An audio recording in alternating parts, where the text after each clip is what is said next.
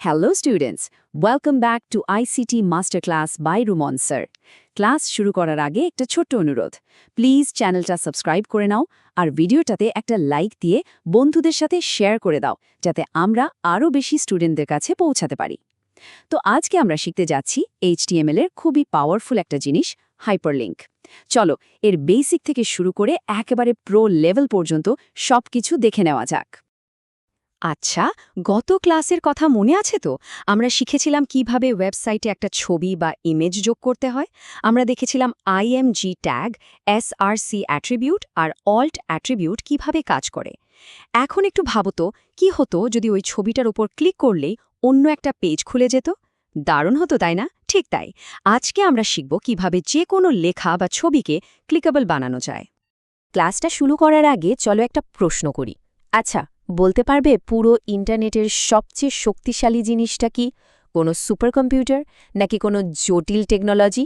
না, উত্তরটা কিন্তু খুবই সাধারণ, কিন্তু অসাধারণও বটে। সেটা হলো হাইপারলিংক। হ্যাঁ, ওই যে ছোট্ট নীল রঙের আন্ডারলাইন করা লেখাটা, যেটা পুরো ইন্টারনেটকে একটা জালের মতো করে বেঁধে রেখেছে। ঠিক আছে, চলো তাহলে এবার একটু গভীরে যাই। কোড লেখা শুরু করার আগেই আমাদের বুঝতে হবে হাইপারলিংক আসলে জিনিসটা কি আর কেনই বা এটা এত বেশি ইম্পর্ট্যান্ট। এই মূল ব্যাপারটা যদি আমরা বুঝে যাই, তাহলে কোডিং করাটা আমাদের জন্য অনেক সহজ আর মিনিংফুল হয়ে উঠবে। যদি খুব সহজ করে বলি, হাইপারলিংক হলো একটা দরজার মতো, যে দরজা দিয়ে আমরা এক ওয়েব পেজ থেকে লাফ দিয়ে অন্য আরেকটা ওয়েব পেজে এক মুহূর্তে চলে যেতে পারি।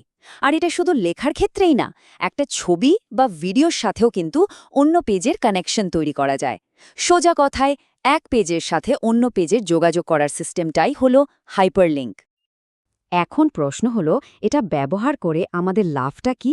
প্রথমত, আমরা খুবই সহজে এক জায়গা থেকে আরেক জায়গায় যেতে পারি। দ্বিতীয়ত, এতে আমাদের ব্রাউজ করার সময়টা অনেক বেঁচে যায়, বারবার অ্যাড্রেস বারে গিয়ে টাইপ করতে হয় না। আর সবচেয়ে বড় সুবিধাটা হলো, এটা পুরো পৃথিবীর কোটি কোটি ইনফরমেশনকে একটার সাথে আরেকটাকে কানেক্ট করে রাখে, ঠিক একটা বিশাল নেটওয়ার্কের মতো। তো এই যে আমরা লিঙ্ক নিয়ে এত কথা বলছি, এটা বানানোর জন্য একটা ম্যাজিক্যাল ট্যাগ আছে, আর সেই ট্যাগের নাম হলো অ্যাঙ্কার ট্যাগ। আমরা এটাকে শর্টকাটে এ ট্যাগ বলি। মানে যে কোনো ধরনের লিঙ্ক বানানোর জন্য আমাদের শুধু এই একটা ট্যাগ, এ ট্যাগ, ব্যবহার করলেই চলবে। চলো স্টেপ বাই স্টেপ দেখি কিভাবে একটা লিঙ্ক বানাতে হয়। প্রথমে আমরা ওপেনিং এ ট্যাগটা লিখব। এর ভেতরে HRF নামে একটা অ্যাট্রিবিউট দিতে হবে। HRF মানে হলো হাইপারটেক্সট রেফারেন্স। সোজা কথায়, এটা হলো আমাদের ডেস্টিনেশন বা গন্তব্যের অ্যাড্রেস।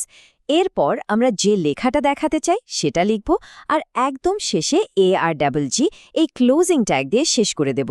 দেখেছো কত সহজ? এখন স্ক্রিনে যে কোডটা দেখা যাচ্ছে সেটার দিকে একটু খেয়াল করো।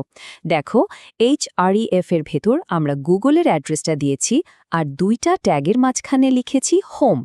ব্রাউজারে কিন্তু শুধু এই হোম লেখাটাই দেখাবে, আর যখনই কেউ এখানে ক্লিক করবে, সাথে সাথে তাকে গুগলের হোম পেজে নিয়ে যাবে। ইন্টারেস্টিং, তাই না? এখন একটা খুব জরুরি বিষয়, সব লিঙ্ক কিন্তু একরকম হয় না। কিছু লিঙ্ক আছে যেগুলো আমাদের নিজেদের ওয়েবসাইটের ভেতরেই এক পেজ থেকে অন্য পেজে নিয়ে যায়। আবার কিছু লিঙ্ক আছে যা আমাদের একেবারে অন্য একটা ওয়েবসাইটে নিয়ে যায়। চলো এই দুই ধরনের লিঙ্ক সম্পর্কে একটু জেনে নিই। বেসিক্যালি লিঙ্ক হলো দুই ধরনের। একটাকে আমরা বলি লোকাল বা ইন্টারনাল লিঙ্ক। এটা হলো যখন আমরা আমাদের নিজেদের ওয়েবসাইটেরই এক পেজ থেকে অন্য পেজে যাই, যেমন ধরো হোম পেজ থেকে অ্যাবাউট আস পেজে যাওয়া। আর আরেকটা হলো গ্লোবাল বা এক্সটার্নাল লিঙ্ক।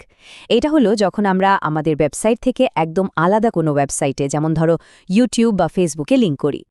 এই কোডটা একটু দেখো, এখানে href এর মধ্যে কোনো HTTP দিয়ে শুরু হওয়া অ্যাড্রেস নেই, তাই না?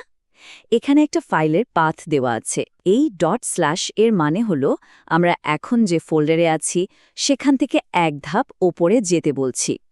এভাবেই আমরা নিজেদের প্রজেক্টের ভেতরের ফাইলগুলোকে একটার সাথে আরেকটাকে কানেক্ট করি, আর এভাবেই কিন্তু একটা মাল্টি পেজ ওয়েবসাইট তৈরি হয়। আর এইটা হলো একটা গ্লোবাল বা এক্সটার্নাল লিঙ্কের উদাহরণ। এখানে দেখো, href এর ভেতরে tizag.com এর পুরো অ্যাড্রেসটা দেওয়া আছে। একটা জিনিস খুব ভালো করে মনে রাখতে হবে, যখনই আমরা অন্য কোনো ওয়েবসাইটের লিঙ্ক করব তখন অবশ্যই HTTP বা HTTPS সহ পুরো ইউআরএলটা দিতে হবে, না হলে কিন্তু লিঙ্কটা কাজ করবে না। আমরা তো বেসিক লিঙ্ক বানানো শিখে গেলাম, এখন চলো এই লিঙ্ককে কিছু সুপার পাওয়ার দেওয়া যাক। আর এই সুপার পাওয়ারগুলো আসে অ্যাট্রিবিউট ব্যবহার করে, যা আমাদের লিঙ্কটা কিভাবে কাজ করবে সেটা কন্ট্রোল করতে হেল্প করে। সবচেয়ে কাজের সুপার পাওয়ারটার নাম হলো টার্গেট অ্যাট্রিবিউট। এটা ঠিক করে দেয় যে কেউ লিঙ্কে ক্লিক করলে পেজটা কি ওই একই ট্যাবে ওপেন হবে নাকি নতুন একটা ট্যাবে ওপেন হবে।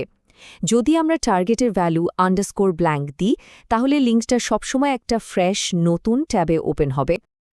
এটার সবচেয়ে বড় সুবিধাটা কি জানো? এটা ইউজার এক্সপিরিয়েন্সকে অনেক বেটার করে তোলে। ধরো কেউ আমাদের ওয়েবসাইটে আছে, আমরা যদি বাইরের কোনো ওয়েবসাইটে লিঙ্ক দিই, আমরা তো চাইব না যে সে আমাদের ওয়েবসাইটটা পুরোপুরি বন্ধ করে চলে যাক। টার্গেট আন্ডারস্কোর ব্ল্যাঙ্ক ব্যবহার করলে কি হয়, আমাদের ওয়েবসাইটটাও খোলা থাকে আর নতুন লিঙ্কটা পাশের ট্যাবে খোলে। এতে ইউজার আমাদের সাইট থেকে হারিয়ে যায় না। এই কোডটা দেখলেই পুরো ব্যাপারটা একদম পরিষ্কার হয়ে যাবে। আমরা href অ্যাট্রিবিউটের ঠিক পাশে টার্গেট ব্ল্যাঙ্ক অ্যাট্রিবিউটটা বসিয়ে দিয়েছি। ব্যাস এটুকুই। এখন এই BBC নিউজ লিঙ্কে যে ক্লিক করবে এটা সবসময় একটা নতুন ট্যাবে ওপেন হবে। বাহ, আমরা কিন্তু বেসিক থেকে শুরু করে বেশ অ্যাডভান্সড লেভেলের অনেক কিছুই শিখে ফেলেছি। এখন সময় হয়েছে প্রো লেভেলের কিছু ট্রিক্স দেখার। চলো দেখি আমরা এতক্ষণ যা যা শিখলাম সেগুলোকে একসাথে মিশিয়ে আরও কি কুল জিনিস বানানো যায়। আমরা এতক্ষণ শুধু লেখা বা টেক্সট দিয়ে লিঙ্ক বানিয়েছি, কিন্তু জানো কি, আমরা চাইলে একটা পুরো ছবিকেও লিঙ্কে কনভার্ট করতে পারি। এখানে আমাদের গত ক্লাসের ইমেজ ট্যাগের নলেজটা কাজে লাগবে। দেখেছো না, অনেক ওয়েবসাইটের লোগোতে ক্লিক করলে হোম পেজে চলে যায়। ওই কাজটা ঠিক এভাবেই করা হয়। আর এটা করা কিন্তু খুবই সোজা। স্ক্রিনের কোডটা দেখো। আমরা কি করেছি, এ ট্যাগ ওপেনিং আর এ ট্যাগ ক্লোজিং ট্যাগের মাঝখানে কোনো লেখা না দিয়ে পুরো ইমেজ ট্যাগটা বসিয়ে দিয়েছি। এর ফলে কি হলো, logo.png ছবিটাই এখন একটা ক্লিকেবল লিঙ্ক হয়ে গেছে, যেটা edu.bd.com ওয়েবসাইটে নিয়ে যাবে। সহজ কথা হলো, অ্যাঙ্কার ট্যাগের ভেতরে যাকেই রাখবে সেই লিঙ্ক হয়ে যাবে। আরেকটা প্রো টিপ, আমরা চাইলে এমন একটা লিঙ্কও বানাতে পারি যেখানে ক্লিক করলে ইউজারের কম্পিউটারের ইমেল পাঠানোর অ্যাপটা নিজে থেকেই খুলে যাবে। এর জন্য href এর ভেতরে ওয়েবসাইটের ঠিকানার জায়গায় লিখতে হয় মেল টু তারপর কোলন দিয়ে ইমেল অ্যাড্রেসটা। ওয়েবসাইটে কন্ট্যাক্ট আস লিঙ্কে এটা খুব ব্যবহার করা হয়। এতে ইউজারের আর কষ্ট করে ইমেল অ্যাড্রেস কপি পেস্ট করতে হয় না। প্রায় সব ওয়েবসাইটেই তো একটা ন্যাভিগেশন মেনু থাকে, তাই না? যেখানে হোম, অ্যাবাউট, কন্ট্যাক্ট এই লিঙ্কসগুলো সুন্দর করে সাজানো থাকে। এই ধরনের মেনু বা লিঙ্কের লিস্ট বানানোর জন্য আমরা অ্যাঙ্কার ট্যাগগুলোকে UL আর LI ট্যাগের ভেতরে রাখি। এতে আমাদের কোডটা অনেক বেশি অর্গানাইজড আর ক্লিন থাকে। আজকের ক্লাসে তো অনেক কিছুই শেখা হলো। এখন হলো নিজেদের প্র্যাকটিস করার পালা। এটা হলো তোমাদের জন্য আজকের হোমওয়ার্ক। একটা নতুন HTML ফাইল তৈরি করে এই 4টা কাজ করার চেষ্টা করবে। দেখবে আজকে যা যা শিখেছ সবকিছু একেবারে মাথায় গেঁথে গেছে। আশা করি আজকের ক্লাসটা সবাই এনজয় করেছ। আমাদের নেক্সট টপিক কিন্তু আরও মজাদার হতে চলেছে। আমরা শিখব কিভাবে HTML ব্যবহার করে সুন্দর সুন্দর টেবিল বানানো যায়, যেটা ডেটা প্রেজেন্ট করার জন্য খুবই জরুরি। সো পরে ক্লাসের জন্য অবশ্যই অপেক্ষা করবে। আজকের ক্লাসে মনোযোগ দেওয়ার জন্য সবাইকে অনেক অনেক ধন্যবাদ। যদি মনে হয় নতুন কিছু শিখতে পেরেছ, তাহলে ভিডিওটা বন্ধুদের সাথে শেয়ার করে তাদেরও শেখার সুযোগ করে দিও। আর অবশ্যই চ্যানেলটা সাবস্ক্রাইব করে রাখবে। পরের ক্লাসে আবার দেখা হবে। সবাই ভালো থেকো।